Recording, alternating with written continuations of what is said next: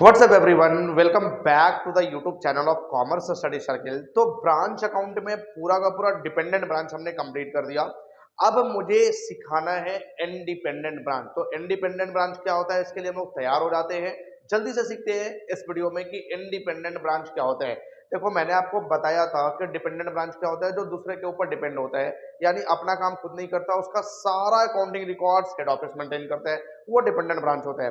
लेकिन independent branch क्या होता है, तो चलो विदाउट वेस्टिंग एनी टाइम हम लोग स्टार्ट करते हैं इंडिपेंडेंट ब्रांच के साथ। तो आप मेरे साथ साथ हेडिंग डाल लोगे independent branch.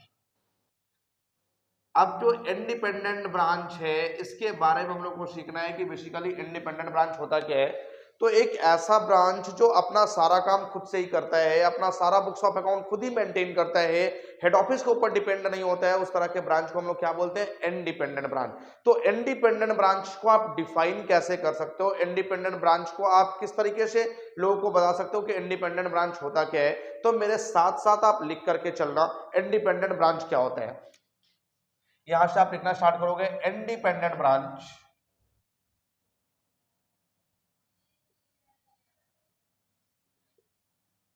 Maintain their books of accounts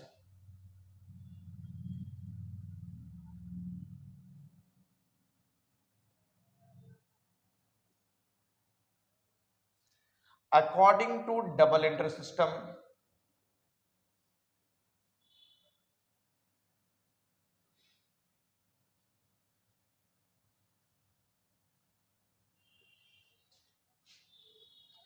they received goods from head office.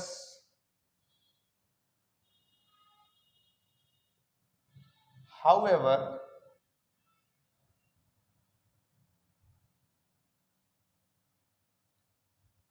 they are giving right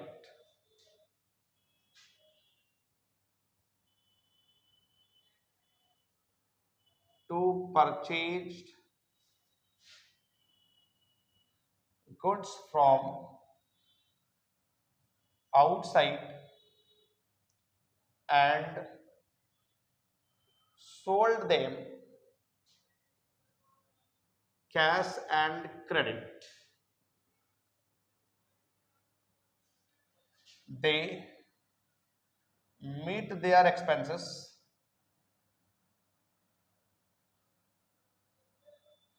themselves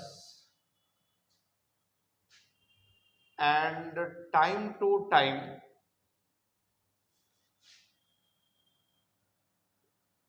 remit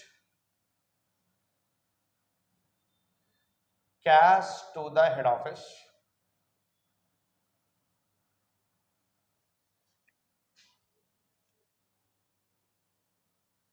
At the end of the financial year,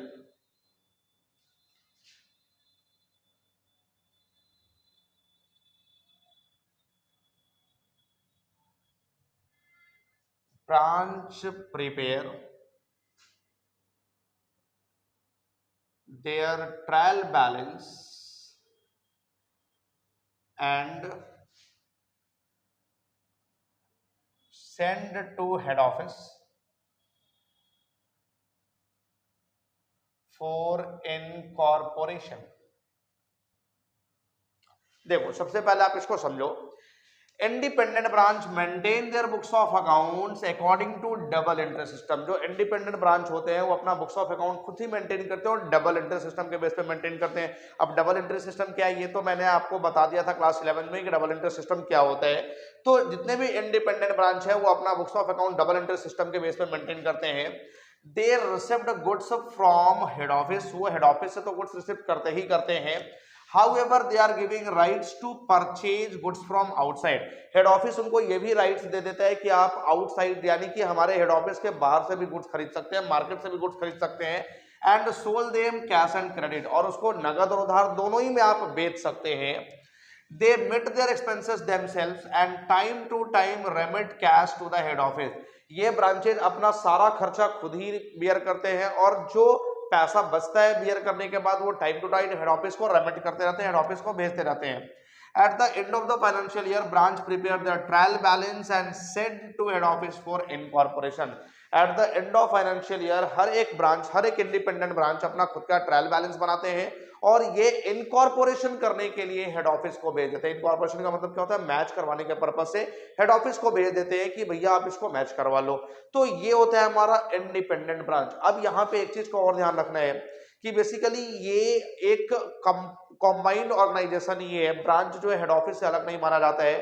तो हेड ऑफिस के जितने भी एसेट्स और जितने भी लाइबिलिटीज है वो ब्रांच के एसेट्स और लाइबिलिटीज के साथ ऐड करके कॉम्बाइंड बैलेंस शीट में दिखाया जाता है, जिसको हम लोग क्या बोलते हैं, कंसोलिडेटेड बैलेंस शीट। तो आप यहां पे लिख सकते हैं कि the branch assets and liabilities are added to the head office assets and liabilities and shown in combined balance sheet known as the consolidated balance sheet. तो यहाँ पे बेसिकली एक consolidated balance sheet head office बना के चलता है कि उसमें वो अपना खुद का एसेट्स और लाइबिलिटीज और साथ ही साथ अपने सारे इंडिपेंडेंट ब्रांच के एसेट्स और लाइबिलिटीज को कंबाइन करके दिखा देता है। उस बैलेंस शीट को हम लोग क्या बोलते हैं, कंसोलिडेटेड बैलेंस शीट। अब यहाँ पे जो ट्रायल बैलेंस को इनकॉर्पोरेशन करने के लिए भेजा गया, तो इनकॉर्पोरेशन करने के कितने मेथड्स होते हैं, तो अगला हेडिंग देना है methods for incorporation.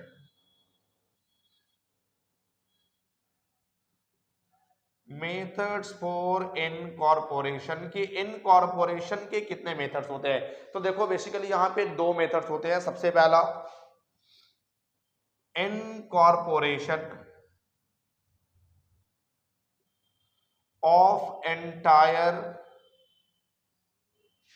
Branch trial balance and second incorporation of branch trading and profit and loss account. तो ये बेसिकली दो मेथड हमारे पास, एक तो ट्रायल बैलेंस का इनकॉर्पोरेशन और एक ब्रांच के trading and profit and loss का इनकॉर्पोरेशन। तो सबसे पहले हम लोग देखते हैं कि एंटायर ब्रांच ट्रायल बैलेंस का इनकॉर्पोरेशन कैसे होता है। तो देखो जब भी आप इनकॉर्पोरेशन करोगे ना, तो आपको कुछ जर्नल एंट्रीज पास करनी होती है और साथ ही साथ कुछ लेजर्स भी बनाने होते हैं। तो चलो हम लोग जल्दी से देखते हैं कि कौन कौन से एंट्री पास करनी होती है। हम लोग फर्स्ट वाला मेथड देखते हैं, incorporation of entire branch trial balance. अब अगर ट्रायल बैलेंस का इनकॉर्पोरेशन हम लोग करें तो बेसिकली मुझे एंट्री क्या क्या पास करने होते हैं। तो देखो सबसे पहले तो आप इसमें कुछ जर्नल सीख लो, journal entries in the books of head office. Head office के बुक्स में एंट्री पास करने हैं। तो देखो एंट्री जो होता है वो 3 अकाउंट से रिलेटेड पास करने होते हैं। मैं आपको बता देता हूं कि इनकॉर्पोरेशन ऑफ ट्रायल बैलेंस के केस में मुझे 3 अकाउंट बनाने होते हैं, branch trading account, branch profit and loss account और ब्रांच अकाउंट। तो ये 3 अकाउंट से रिलेटेड सारे एंट्री मुझे पास करने होते हैं हेड ऑफिस के बुक में। और ये एंट्री जो होता है वो सीक्वेंस में आपको पास करना है कि पहले ट्रेडिंग अकाउंट से रिलेटेड सारे एंट्री पास कर लो, फिर आप प्रॉफिट एंड लॉस से रिलेटेड सारे एंट्री पास कर लो और लास्ट में ब्रांच अकाउंट से रिलेटेड सारे एंट्री पास कर लो। तो देखो सबसे पहला एंट्री जो आप पास करोगे वो क्या पास करोगे, for debit side of branch trading account. Branch trading account के डेबिट साइड के लिए आप एंट्री पास करोगे। तो ब्रांच ट्रेडिंग के डेबिट साइड के लिए एंट्री हो जाता है branch trading account debit to branch account. अब यहां पे ट्रेडिंग के डेबिट में क्या क्या जाता है, सबसे पहले देखो ओपनिंग स्टॉक जाता है, ओपनिंग स्टॉक के साथ साथ परचेज जाता है। लेकिन यहाँ पे ध्यान देना कि परचेज लेस रिटर्न मुझे दिखाना है। अगर परचेज रिटर्न होगा तो वो माइनस कर लोगे। उसके बाद goods received from head office आ जाता है और जितने भी डायरेक्ट एक्सपेंडिचर होते हैं ये सारे डायरेक्ट एक्सपेंडिचर यहाँ पे आ जाते हैं। तो इन 4 चीजों को मुझे दिखाना है ब्रांच ट्रेडिंग के डेबिट में। उसके बाद अब एंट्री पास करोगे ब्रांच ट्रेडिंग के क्रेडिट के लिए, for credit side of branch trading account. अब ब्रांच ट्रेडिंग अकाउंट के क्रेडिट साइड के लिए आपने क्या एंट्री पास करना है, इसका जस्ट उल्टा एंट्री। तो एंट्री आप करोगे branch account debit to branch trading account, branch को डेबिट कर दोगे और ब्रांच ट्रेडिंग को क्रेडिट कर दोगे। अब ट्रेडिंग के क्रेडिट में क्या क्या आता है, सबसे पहले तो आप दिखा दोगे सेल्स लेस रिटर्न, और उसके बाद आप दिखाते हो क्लोजिंग स्टॉक। तो ये सारे कुछ यहाँ पे आ गए। उसके बाद अब मुझे क्या करना है, ब्रांच ट्रेडिंग के डेबिट में हमने सारा कुछ रिकॉर्ड कर दिया, ब्रांच ट्रेडिंग के क्रेडिट में हमने सारा कुछ रिकॉर्ड कर दिया। तो अब आप थर्ड एंट्री करोगे ब्रांच ट्रेडिंग अकाउंट को क्लोज करने पर, या तो ग्रॉस प्रॉफिट होगा या फिर ग्रॉस लॉस होगा। तो आप क्या लिखोगे, on closing of branch trading account will be profit और लॉस, यानी ब्रांच अकाउंट को क्लोज करने पर या तो प्रॉफिट होगा या फिर लॉस होगा। Point number A, if gross profit, देखो ब्रांच ट्रेडिंग अकाउंट से सिर्फ प्रॉफिट नहीं निकलता, ग्रॉस प्रॉफिट निकलता है। तो अगर ग्रॉस प्रॉफिट हुआ, ग्रॉस प्रॉफिट कब होगा, जब ब्रांच ट्रेडिंग अकाउंट के क्रेडिट का सम टोटल ज्यादा होगा डेबिट के सम टोटल से, तो ग्रॉस प्रॉफिट होगा। तो एंट्री क्या करोगे, अगर ग्रॉस प्रॉफिट होगा तो आप एंट्री करोगे branch trading account debit, branch trading को आप डेबिट कर लोगे और ब्रांच P&L को क्रेडिट। तो ये हमारे एंट्री हो जाएंगे। क्यों यहाँ पे, क्योंकि जो भी प्रॉफिट या लॉस आएगा वो ब्रांच P&L अकाउंट में तो ट्रांसफर करना होता है। तो ब्रांच ट्रेडिंग को आप डेबिट कर दोगे और ब्रांच P&L को क्रेडिट करोगे। पॉइंट नंबर बी की मैं बात करूं, अगर हमारा ग्रॉस लॉस हो रहा है, इफ ग्रॉस लॉस, तो इस केस में आप इसका उल्टा एंट्री पास करोगे, ब्रांच P&L को कर दोगे डेबिट और ब्रांच अकाउंट को कर दोगे credit, branch P&L account debit to branch trading account. तो ये हो जाएगा ग्रॉस लॉस का, यानी ब्रांच ट्रेडिंग अकाउंट हमारा क्लियर हो गया। अब मुझे क्या करना है, अब मुझे ब्रांच P&L के लिए एंट्री पास करना है। तो नेक्स्ट एंट्री आप क्या करोगे, for debit side of branch P&L account. अब ब्रांच P&L के डेबिट साइड के लिए आप एंट्री जब पास करोगे तो एंट्री बनेगा branch P&L account debit to branch account. उसके बाद नंबर 5 में अब ब्रांच P&L का डेबिट में क्या क्या आ जाएगा, तो देखो जितने भी इनडायरेक्ट एक्सपेंसेस एंड लॉसेस हैं, जितने भी इनडायरेक्ट एक्सपेंसेस हैं, जितने भी लॉसेस हैं, वो सब के सब कहाँ रहेंगे, वो सब के सब आ जाएंगे ब्रांच P&L के डेबिट में। उसके बाद आप एंट्री पास करोगे for credit side of branch P&L account, branch P&L account के क्रेडिट साइड के लिए एंट्री पास करोगे। तो एंट्री क्या बनेगा, इसका जस्ट रिवर्स एंट्री बनेगा। तो यहां पे आप एंट्री पास करोगे branch account debit, branch account debit to branch P&L account. तो ब्रांच P&L के क्रेडिट में क्या जाएगा, जितने भी हमारे इनकम्स होंगे, जितने भी हमारे गेन्स होंगे, जितने भी हमारे प्रॉफिट्स होंगे, ये सब के सब आ जाएंगे ब्रांच P&L के क्रेडिट में। क्लियर हो गए। अब उसके बाद क्या करोगे, आप इस ब्रांच P&L को भी क्लोज करोगे। तो क्लोज करने पर आपके क्या होगा, यहाँ पे या तो नेट प्रॉफिट आएगा या फिर नेट लॉस आएगा। तो next entry on closing of branch P&L account will be profit और लॉस। ब्रांच P&L अकाउंट को बंद करने पर या तो प्रॉफिट होगा या फिर लॉस होगा। Point number A, if profit, यहां से क्या निकलेगा, नेट प्रॉफिट। तो अगर P&L अकाउंट को आप क्लोज करते हो और नेट प्रॉफिट आता है तो आप एंट्री क्या पास करोगे, ब्रांच P&L अकाउंट डेबिट। अब ब्रांच P&L को तो आपने डेबिट कर दिया, इसमें क्रेडिट किसको करोगे, तो क्रेडिट करोगे जनरल प्रॉफिट एंड लॉस को, general profit and loss account, क्योंकि जो भी हमारा यहां से नेट प्रॉफिट और नेट लॉस निकल के आता है ना, वो GPL में ट्रांसफर हो जाता है, general profit and loss. Point number B, if net loss, अगर यहां से नेट लॉस आता है तो उस केस में आप एंट्री क्या करोगे, general profit and loss account debit to branch P&L account. तो ये हमारा एंट्री बनेगा। अब ये हो गए ब्रांच ट्रेडिंग अकाउंट से रिलेटेड सारे एंट्री, ब्रांच P&L अकाउंट से रिलेटेड सारे एंट्री। अब मुझे एंट्री करना है ब्रांच एसेट्स से रिलेटेड और ब्रांच लाइबिलिटी से रिलेटेड। तो देखो मैं यहाँ पे एंट्री कर देता हूँ, मेरे पास स्पेस की थोड़ी प्रॉब्लम से, तो मैं यहाँ पे एंट्री पास कर देता हूँ फॉर ब्रांच एसेट्स। अब जितने भी ब्रांच एसेट्स है उसके लिए एंट्री क्या बनेगा, ये 7 नंबर हो जाएगा हमारा। तो जितने भी ब्रांच एसेट्स हैं उन सबको आप डेबिट कर दो, branch assets account debit to branch account, ये हमारा एंट्री बनेगा। और लास्ट एंट्री हमने क्या करना है, फॉर ब्रांच लाइबिलिटीज, जितने भी ब्रांच लाइबिलिटीज है उनके लिए आप एंट्री क्या पास करोगे, तो ब्रांच को आप डेबिट कर दोगे और ब्रांच लाइबिलिटी को क्रेडिट कर दोगे। Branch account debit to branch liability account. तो ये सारे एंट्री आपको करके चलनी है for incorporation of entire branch trial balance. Branch trading के डेबिट साइड के लिए सारे एंट्री पास करोगे, फिर ब्रांच ट्रेडिंग के क्रेडिट साइड के लिए सारे एंट्री पास करोगे, देन ब्रांच अकाउंट को बंद करोगे। तो यहाँ पे बेसिकली आप ब्रांच अकाउंट को ब्रांच ट्रेडिंग को जब बंद करोगे तो या तो ग्रॉस प्रॉफिट आएगा या फिर ग्रॉस लॉस आएगा। तो ग्रॉस प्रॉफिट या ग्रॉस लॉस का एंट्री पास करोगे, फिर आप ब्रांच पीएनएल के सारे एंट्री पास करोगे, ब्रांच पीएनएल के डेबिट साइड के लिए, ब्रांच पीएनएल के क्रेडिट साइड के लिए। और उसके बाद जब आप ब्रांच पीएनएल को क्लोज करोगे तो यहां से नेट प्रॉफिट आएगा या फिर नेट लॉस आएगा। उसके बाद ब्रांच एसेट्स का एंट्री और ब्रांच लाइबिलिटीज का एंट्री। तो इतने सारे एंट्री आपको पास करके चलने हैं for the incorporation of branch trial balance.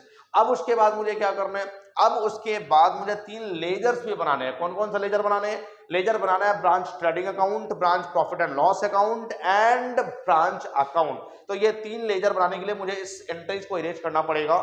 तो आप इसका स्क्रीनशॉट ले लो, मैं आया जस्ट 2 सेकंड में। चलो तो जल्दी से हम लोग देखते हैं कि किस तरीके से मुझे 3 लेजर बनाने हैं, branch trading account, branch profit and loss account and branch account. तो सबसे पहले मैं इधर ले लेता हूं branch trading and profit and loss account, branch trading and profit and loss account for the year ended. अब जो भी हमारा ईयर एंडेड होगा ये गिवन होगा।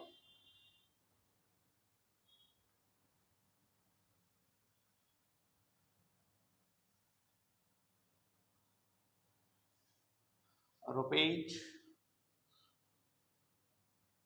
Particular, rupees particular. अब देखो ये क्या हो गए, ये हमारे ऊपर वाले पार्ट जो हो गए ये हो गया हमारे ब्रांच ट्रेडिंग अकाउंट, और नीचे वाला जो पार्ट हो गया हमारा ब्रांच पीएनएल अकाउंट हो गया। तो सबसे पहले आप यहाँ पे क्या दिखाते हो, सबसे पहले आप ब्रांच के डेबिट में दिखाते हो ओपनिंग स्टॉक, उसके बाद आप दिखाते हो परचेज, लेकिन परचेज लेस रिटर्न करके आप दिखाते हो। उसके बाद आप दिखाते हो goods received from head office.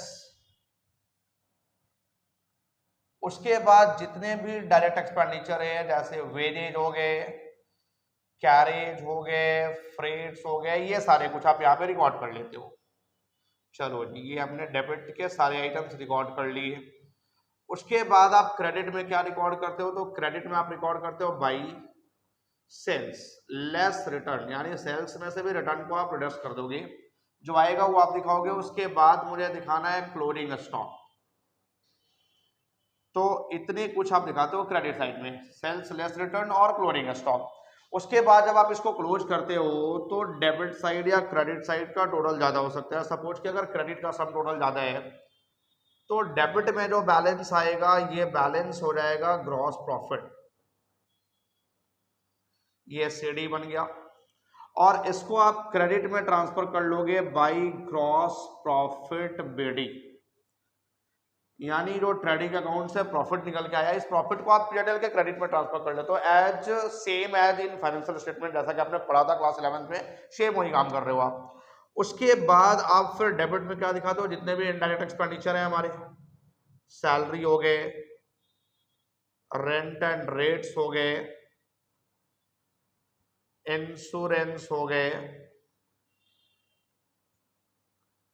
Office expense हो गए, कुछ लॉसेस भी आप रिकॉर्ड करते हो, बैड डेब्ट्स हो गया, डिस्काउंट अलाउड हो गया,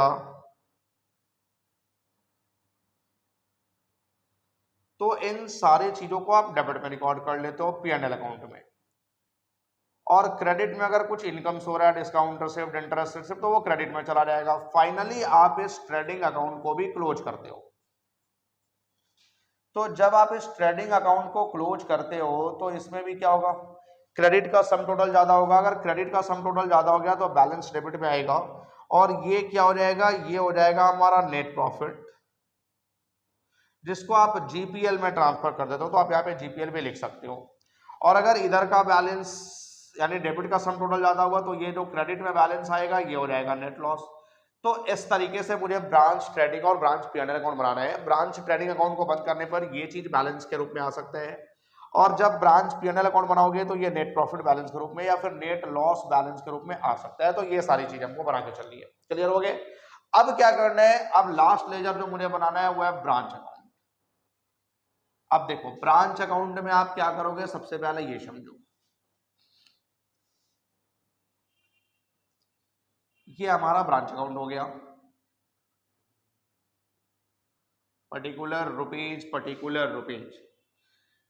सबसे पहले जो हेड ऑफिस का बैलेंस गिवन होगा ना, उस हेड ऑफिस के बैलेंस को आप यहां पे रिकॉर्ड करोगे तो टू बैलेंस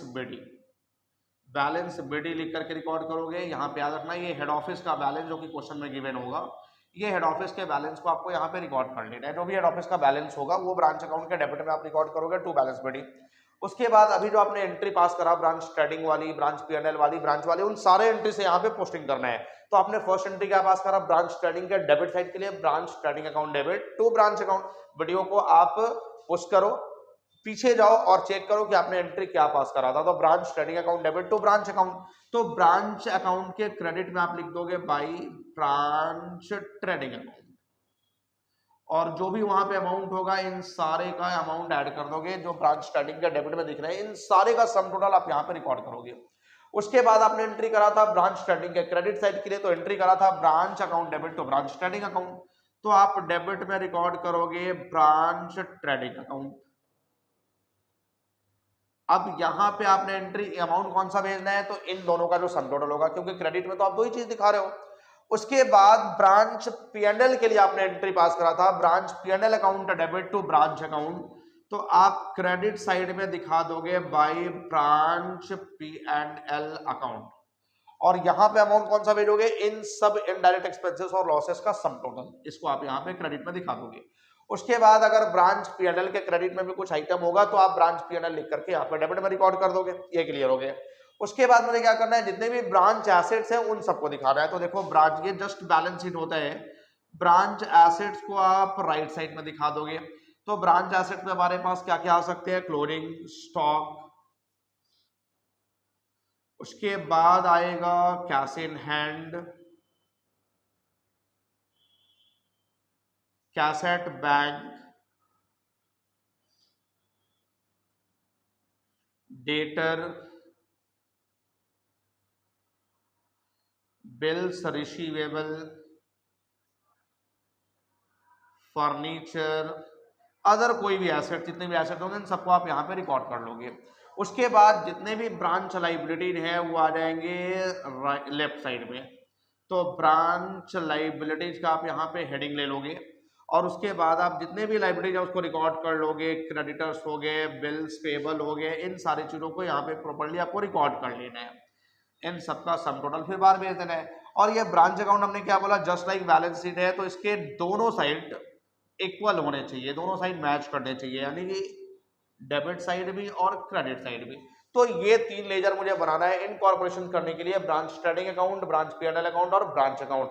तो हमने क्या क्या सीखा कि इनकॉर्पोरेशन करने के लिए बेसिकली मुझे कुछ जर्नल एंट्रीज पास करने होते हैं in the books of head office, और कुछ लेजर्स बनाने होते हैं in the books of head office. तो लेजर में मुझे क्या बनाना है, branch trading and profit and loss account as well as branch account. तो आई होप कि जितने भी कॉन्सेप्ट हमने आज कराए इनकॉर्पोरेशन इंडिपेंडेंट ब्रांच के लिए, वो सारे कॉन्सेप्ट आपके क्लियर हो गए। अगर कोई भी डाउट आता है कमेंट सेक्शन में मैसेज कर दो, उसका डाउट्स का रिप्लाई आपको मिलेगा। और नेक्स्ट वीडियो में हम लोग करने वाले हैं इस इनकॉर्पोरेशन पे बेस्ड एक कॉम्प्रिहेंसिव क्वेश्चन, काफी अच्छा क्वेश्चन हम लोग करेंगे। तो ये पूरा का पूरा इनकॉर्पोरेशन वाला टॉपिक जो है वो क्लियर हो जाएगा। तब तक के लिए आप इसका स्क्रीनशॉट लो, नोट्स बनाओ और वीडियो को लाइक और शेयर जरूर कर देना।